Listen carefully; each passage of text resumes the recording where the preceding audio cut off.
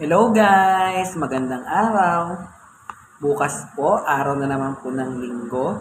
Ito po ay isang paalala sa lahat na bilang mga anak ng Diyos at bilang isang Kristiyano, no, pinapaalala ko lang po na unahin po natin na maglaan po tayo ng panahon at oras na makadalo sa gawain ng Panginoong Diyos bukas, no? Magbigay po tayo ng pasasalamat at pagsamba sa ating Panginoong Diyos. Ngayon pa lamang po, handa na po natin ang ating mga sarili, no, para bukas tayo ay excited at nagagalak na dumalo sa ating Sunday Worship Celebration. At inaanyayahan po ang bawat isa na tayo po'y dumalo sa kanya-kanya nating mga churches, no, na kung saan tayo ay magpupuri at magpupugay sa kadikilaan ng ating Panginoong Diyos. Diba? Sabi nga po ng salita ng Diyos in Hebrews chapter 10 verse 25, pag po natin kalilimutan at pagdalo ng ginagawa ng ilan.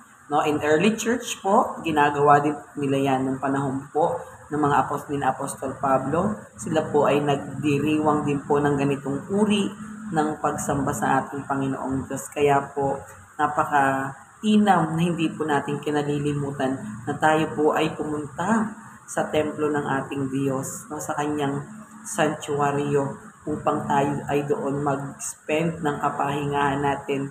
O, no, mamahinga po tayo sa presensya ng ating Panginoong Diyos. Napakasarap po mga kapatid na tayo po ay naglalaan ng panahon upang maranasan po natin ang kapuspusan ng kapangyarihan ng ating Panginoong Diyos. Kaya po, paalala po ng ating Apostol Pablo, huwag naman po natin kalimutan na tayo dumalo ng pangagawain natin. Napakahalaga po niyan bilang isang Kristiyano. Kung gusto mo pong lumago ka sa iyong pananampalataya at pagtitiwala sa ating Panginoong Diyos, uunahin po natin siya.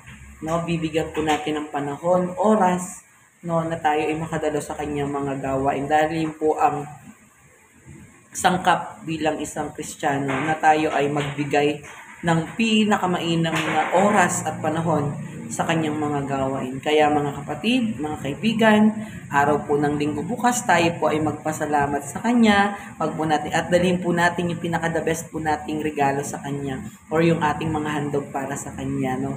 Ano po yun? Ano po yung handog natin? Yung ating pong mga sarili. No? Bilang handog na buhay, kaaya-aya at kalugod-lugod sa harapan ng ating Panginoong Diyos.